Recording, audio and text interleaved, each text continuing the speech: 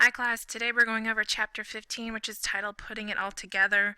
In this chapter we're going to examine the cross-range effects among the 5Ps. So I want to jump forward real quick to the third slide. We'll come back to the objectives in just a second because what I'm going to talk about for the first couple of minutes has actually got a lot to do with this third slide. So again, we're going to look at the cross effects among the 5Ps, and this is what's known as the sports marketing mix. We're going to consider some principles necessary for the effective control of these elements and their related functions in the sport organization. We've talked a lot about all the different parts of the 5Ps separately, but we have to understand that they all together have to be managed in a way that moves the organization toward its overall objectives. So even though we've treated each element of the marketing mix mainly in an isolated fashion, clearly these elements have a simultaneous cross effect on the consumer. And a potential buyer of a sport product doesn't really view the price of a product in isolation from the promotional mix, the place function, which is the venue, or the nature of the product and the product extensions. So a really good kind of picture to sum up what we're going to be talking about today is the figure provided for you on page 433, and this is the cross effect matrix for the 5Ps of sports marketing. But let's go back to the objectives. Again, these are good guidelines to follow, especially when you get to the end of the chapter and go, what did I just learn? If you can answer these questions or be able to do what these objectives say, that probably means you read the information while you took notes and you understand what's happening. So there are 4 objectives that we want to cover today. We want to be able to compare and contrast the interaction and effect of the 5Ps on one another, to understand how organizational structure, job descriptions, staff training affects organizational control of the marketing function, to understand the need for analytics and accountability in achieving control and marketing effectiveness, and finally to recognize some standard benchmarks of marketing performance in sport. So let's go ahead and jump ahead. We've talked about the cross effects, we've introduced the matrix, and we're going to start first by talking about product and price. When you think of things on the market, typically what is the first thing you do before you consider buying something? You think of the price involved. So when your book talks about the effect of product and price is more accurately the effect of price on the product, this kind of explains why someone would be okay with spending double for a cup of coffee from Starbucks than they would from a cup of coffee from McDonald's.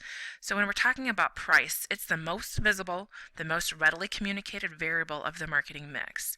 It influences perception of quality and value, and it also directly affects the product image.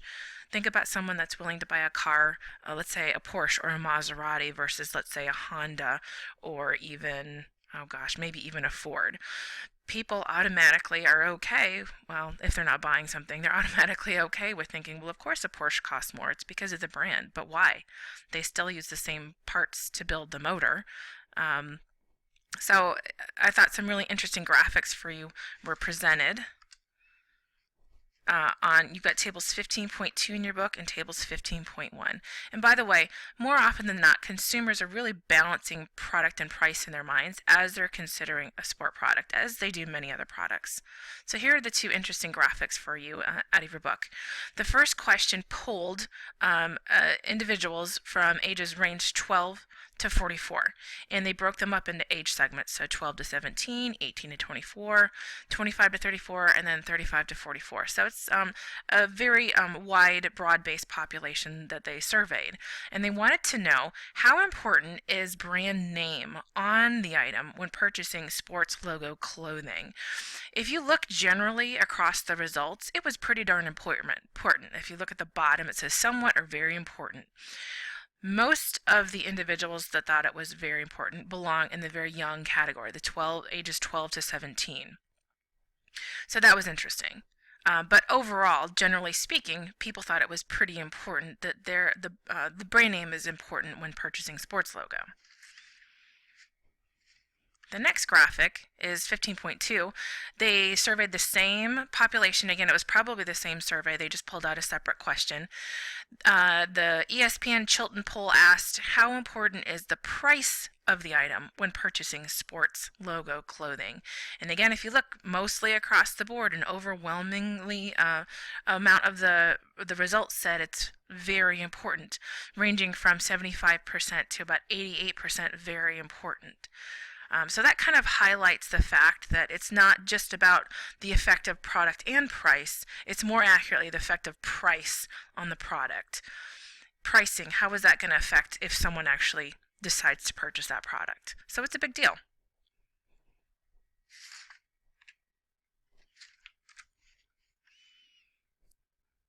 Moving down the matrix, now we're going to talk about two things in regards to product. We're going to talk about product and place versus product and promotion, and we're also going to talk about product versus public relations. So let's talk about product and place first. Sports consumers really develop perceptions of the place in which an event occurs. This is the venue, namely the facility image. So think about taking the New York Knicks. Big, very, very popular basketball team, big following. You can't take an exhibition match for them, take them out of Madison Square Garden, and throw them into a local high school facility. And the reason being is that consumers kind of develop these ideas about what is valuable entertainment, what is appropriate. And so this is where your book kind of comes up with a concept that consumers are really convinced of one thing in sports, and that's big league products demand big league places. In regards to product and promotion, products really define appropriate formats and media for promotions, and sports marketers must use the right promotional medium for the right product. Well, what does this mean? It means, for example, Nike is very unlikely to promote somebody like Tiger Woods simply through a line, a classified ad in the newspaper. And why is that so? Because it's really not going to influence consumers who are in a position to buy the product. So what are they going to do instead for Tiger Woods? They're going to have some big, glossy, big, beautiful pictures posted in probably golf magazines. They're going to do some sort of classy electronic emails, maybe even do a couple YouTube video postings to really try and reach the right market. So the idea behind product and promotion is that the right promotion is going to put more fans, regardless of the home team or the away team, in the seats to come to the game to pay for the product. Next, in talking about product, we're comparing it with the public relations segment or matrix. And public relations has a real true obvious effect on product image and position. Remember, sports marketers don't always have control of the media's message as they do necessarily with advertising. Product and public relations is truly a tricky business, and I want you guys to think about a couple ideas. First and foremost, think about announcers that call the game, or they're having some sort of commentary as a match or a game is being carried out. Typically in a hometown, those announcers are expected to be kind of on the side of the home team. If they're not, that can cause issues and bad public relations for the team. If a sports announcer gets fired, that might cause an issue with public relations, because maybe it was a very beloved announcer, and the sports fans want to know, why was this person fired, and maybe he or she wasn't fired for the appropriate reasons. So that can really have an effect on a product. Also think about the type of public relations that a company may have in regards to being a very reliable company, kind of being the forefront in the industry, but then also coming to discover that this particular company is using poor labor practices and their products are being produced overseas in child sweatshops. If that came out, gosh, there would probably be a huge backlash for that particular company. And then also think about the fact that it's nearly foolproof or impossible to develop a foolproof athlete who really conforms to a brand or a product's chosen image by their company.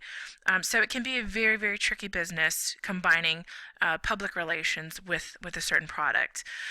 Once again, because the fact that sport marketers, they have control over the advertisements, but not necessarily the media's message of their product.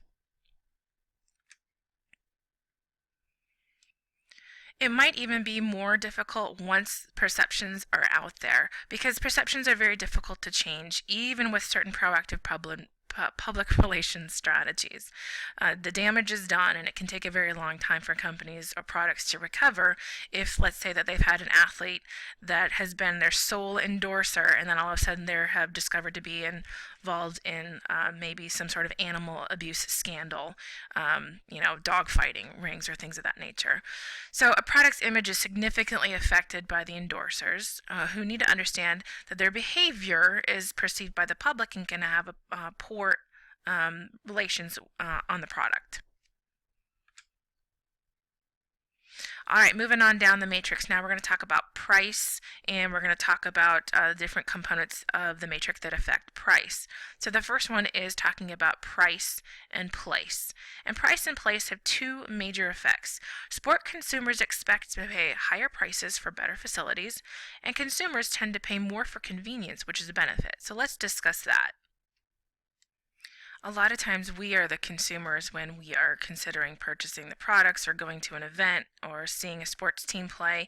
So this concept of the matrix really kind of makes a lot of sense.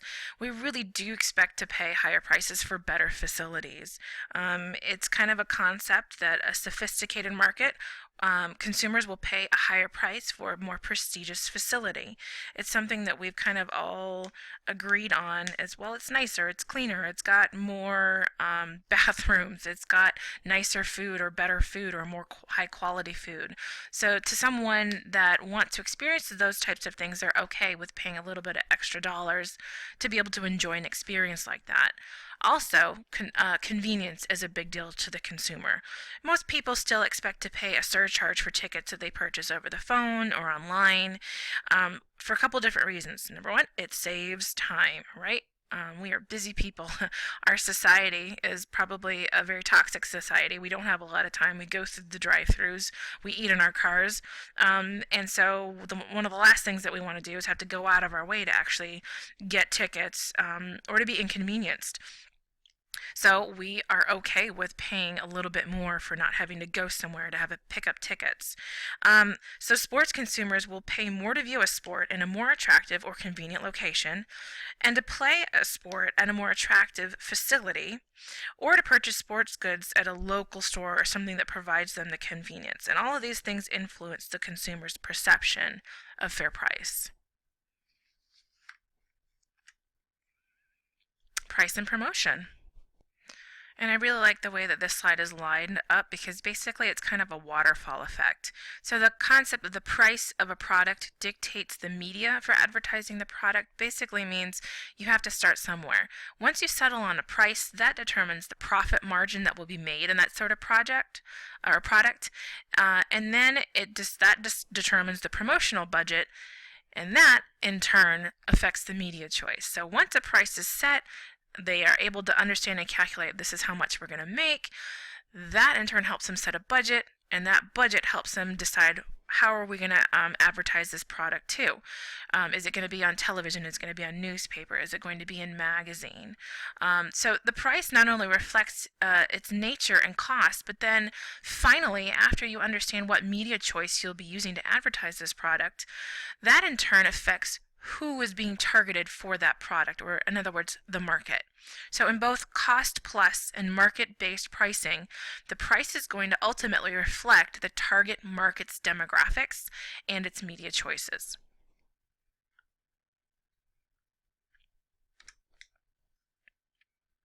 The final segment for price is talking about public relations. When companies or colleges or sports teams decide on a pricing point for their product, that decision can have a strong effect on public relations, sometimes for the better and sometimes for the worst. Is your product going to be something that's accessible to everybody, or is it going to be extremely overpriced, only available to the very rich or the very elite? So your book goes into a lot of examples of different companies that got it right, some got it wrong.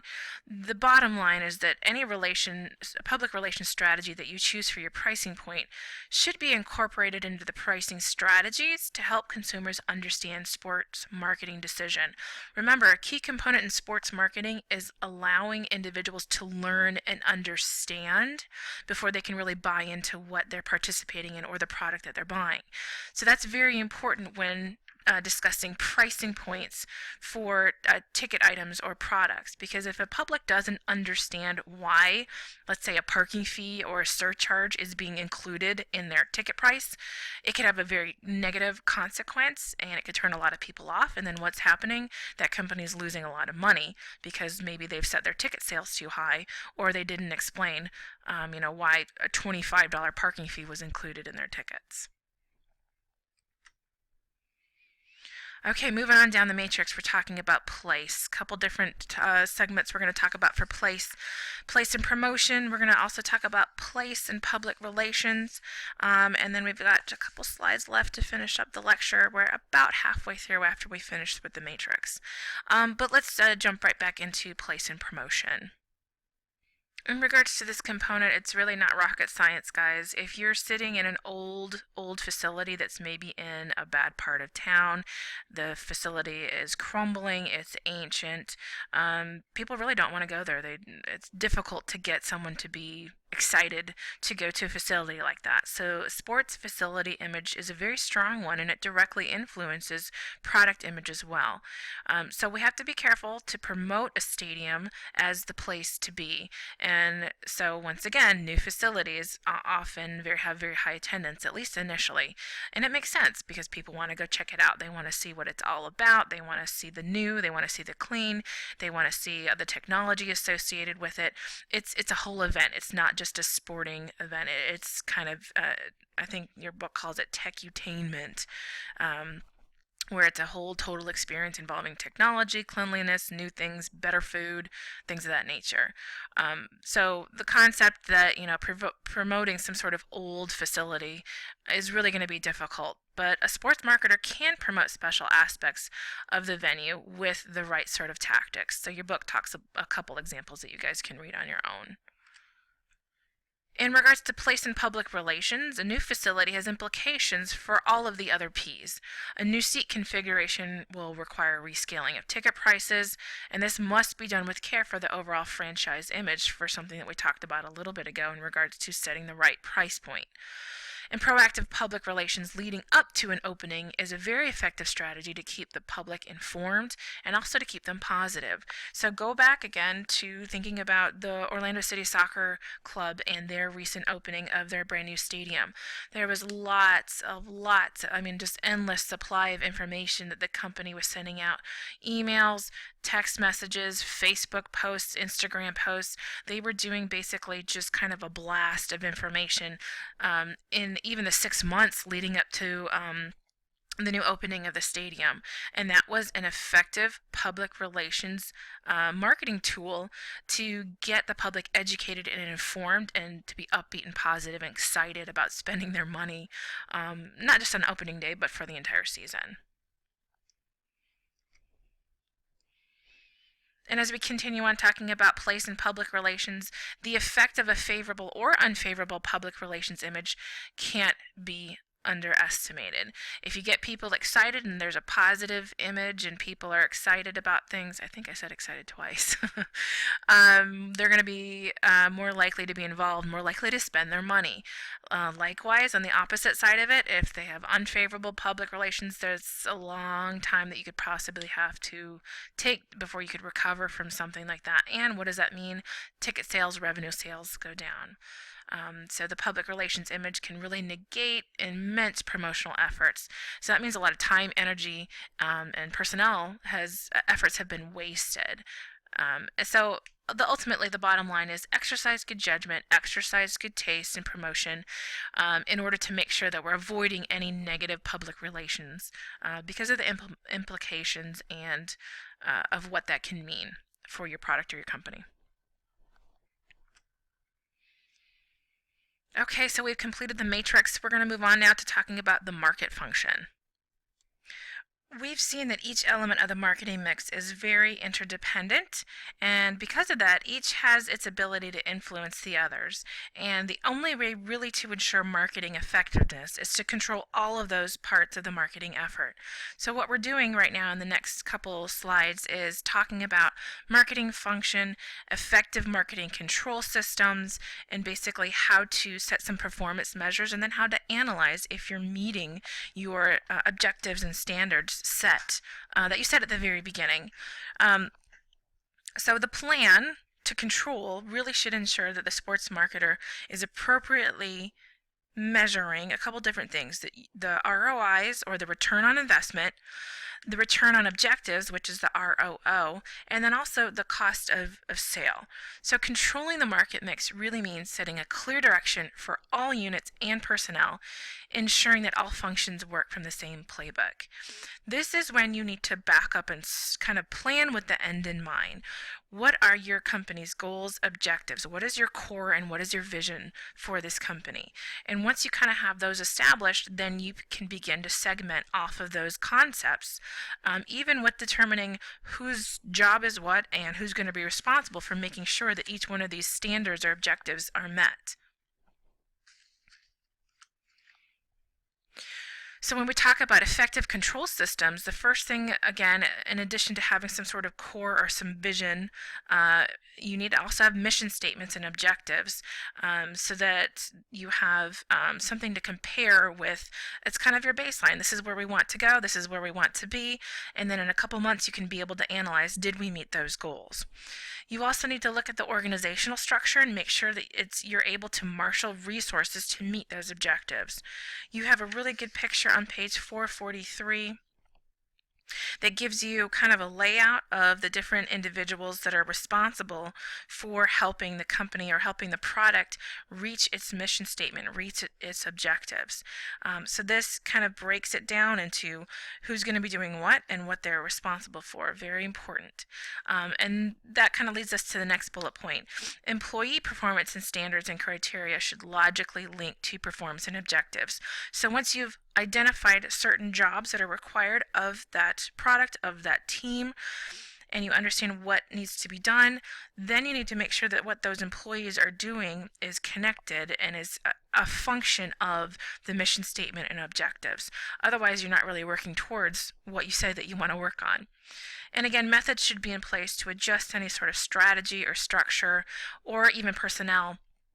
If there's a good performance, if there's a bad performance, make certain adjustments along the way to ensure that, again, you're going back to these mission statements, back to these objectives with everything that's happening in your company, because that's what you've determined as where you want to go.